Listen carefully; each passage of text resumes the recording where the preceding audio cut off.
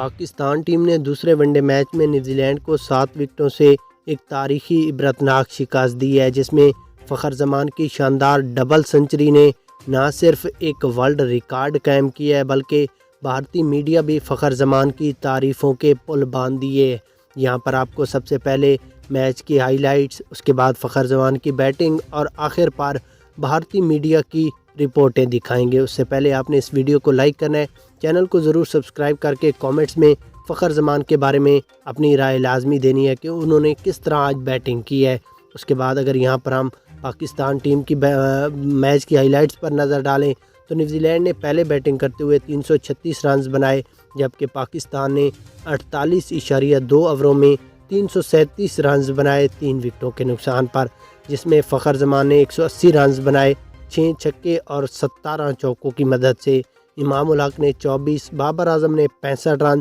1 چھکا اور 5 چوکوں، محمد رضوان نے 54 رنز بنائے 6 چوکوں کی مدد سے۔ اس کے بعد اگر یہاں پر فخر زمان کی بات کریں تو ان کا کہنا تھا کہ آج میں نے سوچ لیا تھا کہ دوسرا میچ ہر حال میں جیتنا، اور انشاءاللہ اللہ تعالیٰ نے ہماری مدد کی اور ہم نے آسانی کے ساتھ جیتا۔ اس کے بعد بھارتی میڈیا کا کہنا تھا کہ جس طرح پاکستان ٹیم ہے اور فخر زمان ہے، اس طرح اگر ہمارے پاس کوئی کھلاڑی ہوتا تو ہماری ٹیم دنیا کی نمبر 1 ٹیم بن سکتی تھی۔